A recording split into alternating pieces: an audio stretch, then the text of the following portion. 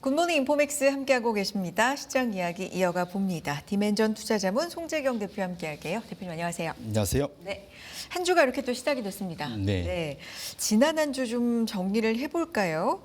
주요 자산군 지역별로 항상 정리해주고 계시는데 제가 이렇게 표 먼저 보고 있는데 비트코인 이 폭이 하락폭이 가장 좀 크고 눈에 띄네요. 네. 결론적으로는 일단 위험 자산의 대표가 돼버렸습니다. 비트코인. 사람들은 다 머릿속에는 이미지는 그러니까 디지털 세계의 소위 안전자산 뭐 이렇게 디지털 금. 뭐 이렇게 생각을 했었는데 그 역할은 확실히 이제 아닌 걸로. 네, 이제 기본적으로 전에도 제가 보여드렸지만 나스닥하고 코릴레이션이 제일 높다 말씀을 드렸고 사실은 그러니까 비트코인 투자하면서 내가 안전한 무언가로 해지하고 있다고 생각하면 안 된다. 제가 그렇게 말씀드렸는데 이번에도 여실없이 보여준 것 같습니다. 지난 한 주 동안 시장에서 위험 회피 신선호가 확실히 위험 회피 심리가 강해지면서 전반적으로 시장이 특히 이제 우리나라는 금요일 날 장 조정이 심하면서 뭔가 이게 상당한 그 허탈감 뭐 이런 거 좀 그러니까 불안함도 있고 또 기회로 보신 분도 있겠지만 어쨌든 그런 느낌이 있었는데 그 모든 것은 이제 사실은 비트코인 투자자만큼 받은 분들은 없을 거다. 보시면 사실은 대부분의 자산은 그냥 그 제자리로 다 되돌아 버렸습니다. 그래서 금보합. 나머지도 보시면 사실상 움직임이 없는 것처럼 보이는데 주간에는 엄청 움직였거든요. 근데 결국은 제자리로 돌아왔다 봐야 될 것 같고 근데 못 돌아온 것이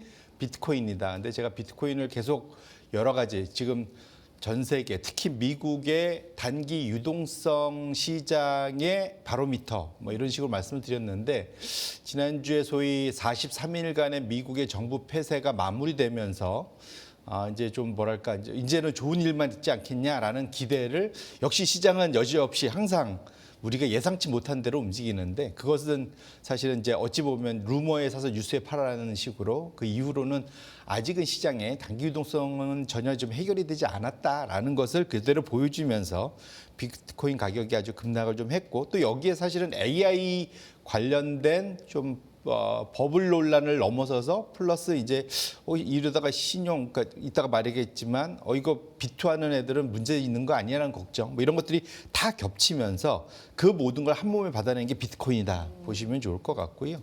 두 번째로 우측에 보면 지역별로도 보시면 사실상 보면은 좋은 시장이 거의 없었다. 뭐 신흥국 중국 제한 신흥국이 일부 좋아 보이지만 그 뭐 0.6%니까 뭐 사실 좋다 할 수 없고 우측으로 몇몇 하면 이제 중국이 좀 제일 좀 빠졌고 유로존 한국 순이고 나머지는 거의 보합권인데 결국은 제가 이제 도돌이표 어느 것이 맞는지 모르겠지만 어쨌든 결국은 장 중반까지 소위 미국 정부 재계와 더불어 희망을 갖고 주가가 급등했다가 다시 대자리로 돌아오는 이런 모습이 지난 한 주간. 그래서 결국은 앞으로 지금 제가 전에도 말씀했지만 9, 10월 달에 우리가 잘 넘어왔다고 생각했는데 변동성, 계절성을 잘 넘어왔다고 생각했는데 이것이 좀 뒤로 미뤄진. 그래서 이게 12월 달에 결국 한번 겪고 가야 되는 그런 것들을 또 한 번 또 나타내는 결국 계절성이라는 거는 약간의 차이는 있을지언정 한 번 꼭 겪고 가야 되는구나 라는 생각도 해볼 수 있을 것 같습니다. 좀 미리 겪느냐 나중에 겪느냐의 차이지만 어쨌든 한 번은 겪고 가야 된다라는 의견 말씀해 주셨는데 결국에는 시장이 최근에는 AI가 그래서 계속 간다는 거야? 아니면 좀 위험하다는 거야? 계속 간다는 거면 이거는 저가 매수 기회로 생각할 수 있는 거고 뭔가 잡음이 있다는 거는 이제 시장이 약간 큰일 났는데 왜냐면 AI가 주도해 왔기 때문에 뭐 이런 분위기 같은데요. 오라클을 갖고 와 주셨네요. 네네. 어떤 의미가 있을까요? 요즘에 저도 이제 매일 체크하는 회사 종목 중에 하나인데 이제 오라클인데 그 이유는 뭐냐면 사실 AI가 시장을 지난 3년간 주도하는데 올해 들어서 시장을 가장 주도하는 대표적인 것 중에 하나가 오라클이다. 근데 이제 오라클이 왜 이렇게 급부상을 했냐 기억하시겠지만 오픈 AI하고의 그러한 딱 끈끈함 이걸 가지고 아주 공격적인 투자 거기에 이제 시장을 환호를 했었고요. 그래서 지금 왼쪽 차트와 오른쪽 차트를 이제 같이 봐 보시면 뭐냐면 이제 구간을 나눈 겁니다. 연초 이후 지금까지인데 딱 잘라서 지금부터 한 달 전 그때 그러니까 10월 중순 정도 되죠. 그때까지 연초부터 10월 중순까지는 최고의 수익률을 낸 것이 오라클입니다. 맨 위 파란색이 오라클이고요. 그 아래가 이제 알파벳, 메타, 마이크로소프트, 맨 아래가 아마존이에요. 그러니까 아마존이 상대적으로 좀 부진했고 오라클이 상대적으로 아주 강세를 보였던 10월 중순까지는 와 결국은 AI가 모든 걸 주도하는데 공격적으로 해야 되는구나. 시장은 공격적으로 하면 되게 좋아하는구나. 라는 것이 이제 주가에 녹아껴져 있었다 보셔야 될 것 같은데요. 우측에 딱 진짜 한 달 사이에 뭐가 바뀌었는지 완전히 바뀌었는데 정확히 그 이후에 지난 한 달 전부터 지금까지 보시면 제일 또 바닥으로 내려가 있는 것이 오라클입니다. 보시면 그러네요. 오라클이 거의 30% 한 달 사이에 이제 오른쪽 차트입니다. 예, 맨 오른쪽 차트 완전히 아래로 제일 밑에 꼴찌로 좀 내려와 있고 상대적으로 중위권이나 제일 하위권에 있던 알파벳과 아마존이 완전 우상향 위로 좀 쫙 올라가서 10%대 한 달 새에 좋은 성과를 보이고 있고요. 중간에 마이크론 또 메타가 사실은 그렇게 공격적으로 했음에도 불구하고 메타가 상대적으로 부진한 모습. 요거는 이제 한 20%, 15% 가까이 빠졌죠. 그래서 최근 한 달 새에 또 보니까 우리 국내 서학개미들이 또 그 메타 매수를 되게 많이 하셨더라고요. 이게 저가 매수.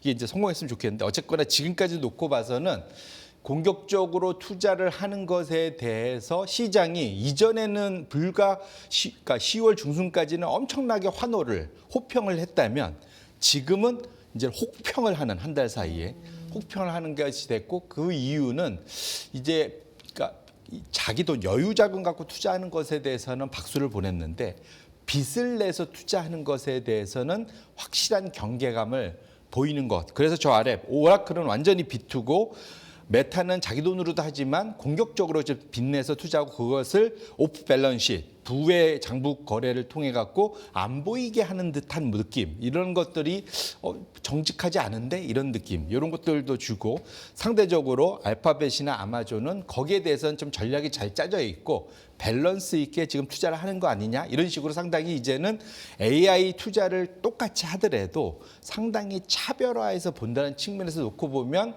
이게 반은 좋고 반은 좀 나쁘다. 이제 다 같이 가는 게 아니라 이제 AI도 선별 투자할 때가 이제 확실히 돌아왔다 이렇게 보셔야 될 것 같습니다. 좀 세부적으로 현미경을 들이대고 뭐 돋보기를 들이대고 좀 보고 있다라는 말씀이신데 사실 연초부터 10월까지 많이 올랐던 종목이 약간은 내려가고 좀 못 올랐던 종목이 올라가고 소위 그 안에서도 키 맞추기를 하는 거라고 단순하게 보기에는 뭔가 좀 오라클에 더 볼 부분이 있다라고 말씀해 주시는 건가요? 맞습니다. 그러니까 결국은 그냥 사실은 이제 그러니까 많이 올라서 쉬어가는 거는 전혀 문제가 안 되죠. 맞습니다. 그게 이제 정확히 키 맞추기. 그다음에 당연히 그러니까 살이 그러니까 보면 좀 쉬어가는 거잖아요. 그래서 능선도 나타나고 뭐 이런 건데 이게 이제는 또 AI 투자를 하는 걸 넘어서서 야 그래서 돈 벌 수 있어? 이제는 AI 투자는 무조건 돈 벌 거야 해서 야 AI 투자해서 돈 못 벌 그러니까 이게 빨리 돈을 못 벌면 그 사이 빚내서 투자한 거 갚을 수 있어? 근데 그래서 특히 주식시장보다는 채권시장에서 먼저 걱정을 시작했고 이것이 드디어 주식시장으로도 이제 전이가 되고 있다. 근데 채권 투자자들은 뭐 저도 많이 겪어보지만 늘 좀 뭐랄까요 부정적이에요. 그 부정적이게 좋고요. 왜냐하면 이제 경기도 좀 둔화되고 나빠져야 금리 내려가 그러면 내가 들고 있는 채권 가격이 올라가서 돈 벌고 이러니까 늘 뭔가 안 좋은 걸 찾는 분들이긴 합니다. 그런데 또 냉정해 보면 그분을 볼 수 있는 게 그들은 적어도 반기에 한 번, 1년에 한 번, 또는 분기에 한 번 이자를 받으면서 체크를 하거든요. 그러다 보니까 나한테 제대로 이자를 줄 수 있나? 그 캐시플로우를 열심히 보는데 그래서 또 하는 이제 시장이 이제는 그냥 단기 순이익 매출만 보다가 이제 캐시플로우를 보기 시작했다. 그걸 보셔야 되는데 그래서 다음 차트를 보시면 전에도 한번 제가 보여드렸었는데 오라클 CDS 이거 5년물 기준입니다. 그다음에 투자 등급체 CDS 왼쪽인데 CDS 전에도 말씀드렸지만 내가 그러니까 돈을 빌려줬는데 어느 순간 불안한 거예요. 내가 이거 못 받지 않을? 그러면 상대편의 보험사 같은 내가 나타나서 그래 너희 그럼 내가 혹시 부도나면 내가 이거 빚 갚아줄게. 대신 나한테 보험료 내.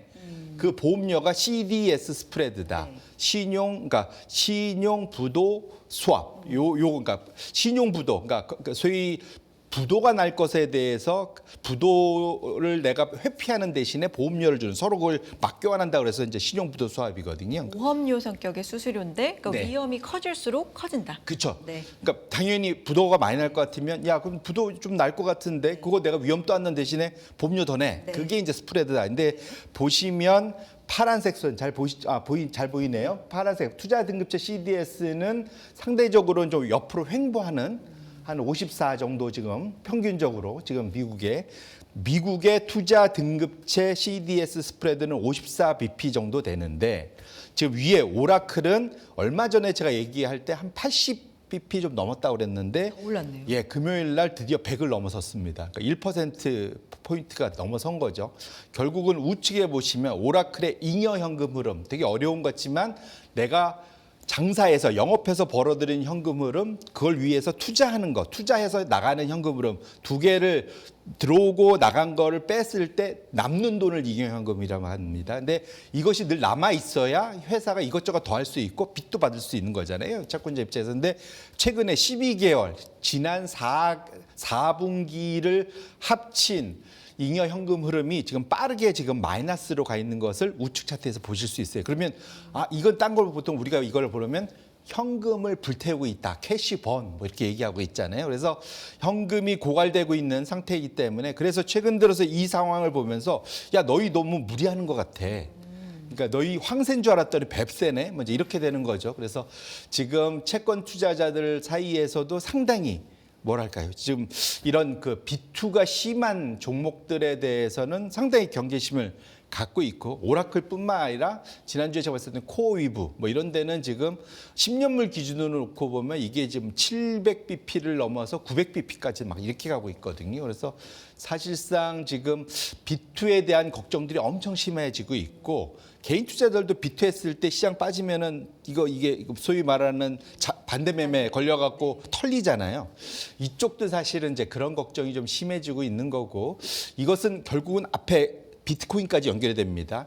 단기 유동성이 아직은 좀 안정스럽지가 않다 미국에. 그렇기 때문에 결국 그거 자체가 단기 유동성 시장이 좀 상당히 불안정하다 보니까 거기에서 헤지펀드나 이런 데를 레버리지를 일으켜갖고 투자를 하는데 여기도 좀 돈이 말라 있고 이런 것들이 결국은 채권 시장까지 연결이 되면서 CDS 스프레드를 공격적으로 끌어올리는 그래서 이전보다는 리스크 소위 선호에서 리스크 회피 그러니까 위험 회피 쪽으로 완전히 좀 돌아서는 장세의 모습이 있다는 것을 이런 흐름을 통해서 확인하실 필요가 있겠다 이렇게 말씀드립니다. 근데 회사가 채권을 발행한다, 뭐 자금을 조달한다 이게 무조건적으로 나쁘게만은 해석을 할 수는 없는 거기 때문에. 그럼요. 근데 얼마 전에 뭐 구글 알파벳도 사실 채권 발행 이슈가 있었고 시장의 평가는 약간은 또 갈리는 온도차가 좀 있는 것도 같아서 채권 발행을 두고도 좀 봐야 되는 부분이 있나 봐요.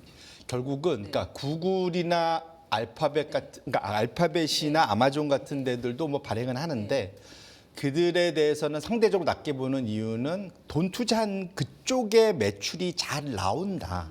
그것이 이제 1차적으로는 그러면 그다음에 프리 캐시플로우도 아까 말한 잉여금도 상대적으로 계속 플러스를 일으키고 있는데 그래서 사실은 근데 심지어는 그들 때문에도 지금 이게 오라클 같은 경우는 한 달 새 이 CDS 스프레드가 35% 올라갔거든요. 급등을 했어요. 그런데 소프트뱅크가 한 30% 올라갔고 이 둘 다 연결돼서 갑니다. 근데 심지어는 알파벳이나 아마존의 스프레드도 CDS 스프레드 10% 이상 올라갔어요. 그러니까 결국 지금 다 끌고 올라가고 있는 거예요. 그래서 이게 원래 시장이라는 것이 항상 한쪽으로 좀 쏠리면은 사람들이 일단 주춤하게 되잖아요. 그래서 그러니까 주식 투자자들 입장에서는 항상 우리가 긍정적으로 보려는 측면들이 있어서 보는데 채권 투자자들은 적어도 현재 이 상황에 대해서 이전보다는 상당히 냉정하게 보고 있기 때문에 이것이 우리한테 또 뭐냐면 이것이 이제 AI 투자가 우리는 우상향을 계속 생각하는데 이것이 이제 이렇게 꺾일 수 있지 않을까라는 걱정. 왜냐하면 빚내기가 어려워지면 이제 이런 것들도 같이 보실 필요가 있겠다 이렇게 말씀드립니다. 알겠습니다. 시장의 또 다른 뭐 투심을 좀 결정짓는 최근의 한 축이 또 금리가 됐습니다. 왜냐하면 금리를 내릴 거다. 어쨌든 이런 어떤 믿음이 그동안에는 좀 깔려 있었는데 동결할 수도 있겠는데라는 게 확 부상했는데 이 가능성이 거의 뭐 한 55%까지도 보니까 올라왔더라고요. 어떻게 봐야 돼요? 말씀 주신 대로 네. 지난주에 그러니까 결국은 그나마 연준이 마지막 최후의 보루 역할을 좀 해줬으면 좋을 뻔했는데 제가 그래서 연준 너바죠 이렇게 제가 이게 결국은 연준이 좀 뭐랄까 걱정하지 마 우리가 다 해결해줄게 뭐 이러면 좋을 텐데 적어도 그런 말은 안 나온 것 같아요. 지금 중간 중간에 그러니까 연준 FOMC 위원들이 나와서 이렇게 발언을 하는데 특히 지난주에 매파적인 발언들이 조금 더 강화됐다, 조금 늘어났다 이렇게 좀 봐야 될 것 같고요. 안 내려주거나 내릴 이유를 못 찾겠다거나 약간은 좀 망설이는 듯한. 예. 네. 그러니까 확실히 내리겠다는 사람이 한 3-4명. 네. 그런데 좀 아니다는 느낌이 한 5명 이상. 이게 좀 많고 중간엔 서너 명이 이제 이렇게 하는데 이게 어느 쪽으로 붙을지. 근데 적어도 한 절반 6대6 뭐 이렇게 나올 것 같으니까 7대7 뭐 이런 식으로 나올 것 같으니까 좀 불안한 거죠. 그래서 최근 들어서 이게 확실하게 보면은 불과 한 달 전만 해도 적어도 12월에 그러니까 25bp, 그러니까 first, 이걸 이제 소위 그러니까 이걸 first, 그러니까 1회, 네. 그러니까 한 번 1회 인하 정도는 할 거다라고 생각하는 게 거의 90%가 넘었는데 네. 한 달 사이 이것이 거의 지금 46%로 그러니까 절반 이하로 내려갔고 노 컷. 인하 안 할 수 있어 유지할 수 있어가 54% 올라갔습니다. 이건 이제 선물 시장에서 CME에서 이제 그 연말 이걸 가지고 거래들을 하거든요. 확률 게임을 갖고 이것 자체가 이제 상당히 이제 반반에서 오히려 유지가 좀 더 높이 올라갔다는 데서 변화를 보실 수 있고 아예 그냥 배팅 시장이 있죠. 폴리마켓이나 카시마켓 이런 데서도 하는데 보시면은 최근 한 달 사이에 아주 금리 인하가 파란색인데 급격히 거의 90% 넘은 상태에서 급락을 해서 지금 47%가 됐고 금리 유지가 분홍색인데 급격히 올라가서 지금 51% 거의 선물 시장에서의 거래가 거의 같아졌습니다. 결론적으로는 시장에서 이게 12월 되면 우리는 연준이 금리 인하해 줄 거야가 당연한 거. 그건 기본이고 내년까지 쭉 이게 분위기 잡았었는데 연준이 좀 뭐랄까 좀 이게 빼네 뭐 이런 느낌이죠. 이게 그런 망설이네, 주춤하네 뭐 이런 정도인데, 근데 이유가 중요할 것 같은데 왜 그러고 있는 거예요? 네. 가장 큰 거는 이게 물가에 대한 것을 우리가 확신할 수 없다. 그리고 고용 시장도 당장은 일차적으로는 뭐 나쁘다고 하는데 그렇다고 급락은 아니지 않아? 요거 우리가 벌써 2번이나 내렸어. 거기에다 플러스 데이터가 제대로 안 나오잖아. 뭐 이런 거죠. 그러니까 이런 거죠. 보통은 이제 사실은 그러니까 데이터는 나오는데 서로 이게 뭐랄까 이것이 그 물가가 올라갈지 고용이 나빠질지 헷갈려. 이걸 보통 우리가 안개 속에서 운전한다. 뭐 이런 식으로 얘기를 했는데 그 사이에 43일간의 셧다운 때문에 계기판에 불이 안 들어오네. 이제 이렇게 된 거죠. 차 안에 문제가 생긴 거예요. 그러니까 지금 많은 사람들이 그 중간에 그 사이에 비둘기나 중립적이었던 그 연준 위원들이 지금은 뭘 확정 지을 때가 아니야라는 식으로 뒤로 발을 빼고 있다. 그렇게 놓고 보면 사실은 지금 상황에서는 데이터가 제대로 나왔으면 금리 인하가 됐을 수도 있을 텐데 역으로 좀 고용 지표가 좀 안 좋았으면 뭐 이렇게 생각할 수 있는데 그런 측면에서는 적어도 제대로 된 지금 데이터가 안 나올 가능성이 매우 높다. 네. 왜냐하면 이번 주 목요일 날, 그러니까 미국 시간으로 목요일 날 발표될, 그러니까 우리라면 금요일 아침이네요. 밤에 이제, 그러니까 목요일 밤에 발표될 것이 이제 9월 달 고용 지표거든요. 이미 한참 지난 얘기잖아요. 그리고 10월 달 거를 원래 11월 달에 중간 어딘가에 발표했어야 되는데 10월은 아무것도 안 했잖아요. 그러니까 10월 달은 아예 그냥 블랭크, 비워서 갈 가능성이 높고요. 혹시 발표되더라도 기업 쪽 데이터가 겨우 발표되는데 그것도 꽤 늦게. 그러면 그 데이터가 10월, 그러니까 11월 데이터도, 그러니까 10월은 아예 좀 어려울 것 같고 11월 데이터도 12월 좀 중간쯤부터 시작됐기 때문에 이게 조사하는데 시간이 뒤늦어졌잖아요. 그럼 한 2주 늦어지면 FOMC 때 발표될까? 뭐 이렇게까지 되는 거죠. 지금 사실 2달치 데이터를 못 보는 상황이니까 FOMC 입장에서는 운전하다 갑자기 계기판에 불이 다 나간 거예요. 내가 속도가 얼마인지 몰라. 뭐 이러면 사실 운전하기 어렵잖아요. 그러니까 이런 상황이 된 상황이기 때문에 상당히 12월 달엔 금리 그러니까 유지를 떠나서 연준이 뭘 할 수 있는 상황이 아니다. 라고 보는 것이 좀 더 타당하지 않을까 이렇게 말씀드립니다. 최근에 보면은 미국 정치권에서도 그렇고 뭐 여러 경제 이 용어 키워드를 보면은 한동안 안 나오던 물가 얘기가 좀 많이 나오거든요. 맞습니다. 그래서 혹시나 물가가 튀지 않았을까라는 걱정도 좀 있다. 예, 그리고 내년까지도 그건 좀 연결될 우려 뭐 이런 것들은 걱정하고 있습니다. 뭐 관세 전가라든지 뭐 이런 부분까지도 알겠습니다. 그런데 이제 순환매라는 얘기로 우리가 사실 안 좋을 때도 좀 오히려 좋거나 버텨주는 종목들로 건강관리, 헬스케어 쪽 얘기를 좀 지난주에 부쩍 좀 했었거든요. 맞습니다. 이런 부분도 짚어주세요. 예, 제가 뭐 요 건강관리는 꽤 전부터 좀 말씀을 드렸던 것 같아요. 사실은 너무 싸졌다, 내부자들이 산다, 뭐 이런 얘기를 말씀드렸는데 확실히 최근 들어서는 건강관리가 최근 한 달 또 일주일 상당히 각광을 받고 있다. 우리나라도 좀 그러고 있죠.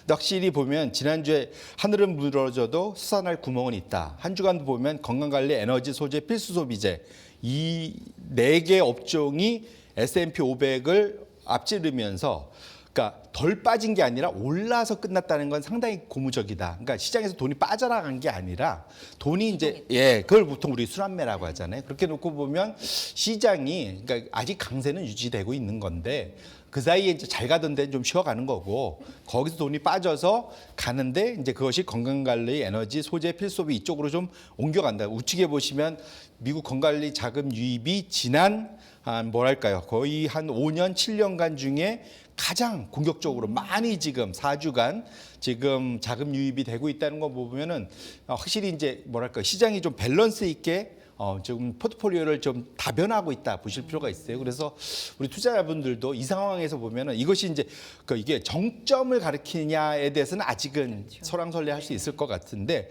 적어도 포트폴리오의 다변화하는 쪽 이제는 덜 오르고 싸고 이런 쪽으로 자금이 좀 순환매되고 있다는 것은 좀 눈여겨 보실 필요가 있을 것 같고요. 국내 투자를 하실 때도 그것을 염두에 두면서 그것이 지난주 또 최근 한 달 사이에 우리나라에서도 나타나고 있기 때문에 결국은 전 세계 투자자들의 그러한 그 업종 그 순환매 흐름 자체에 우리도 같이 한번 동조할 필요는 분명히 있겠다 이렇게 말씀드립니다. 알겠습니다. 오늘은 여기까지 듣겠고요. 내일 또 이야기 나눠 보겠습니다. 디멘전 투자자문 송재경 대표 함께했습니다. 고맙습니다. 네, 고맙습니다. 금융투자로 돈 벌기 쉽지 않으시죠? 그런데 불가능한 것도 아니죠. 글로벌 IB 트레이더의 눈으로 본 더 넓은 금융의 세계, 그들의 투자의 기술 정말 궁금하지 않으십니까? 여러분들을 응원합니다.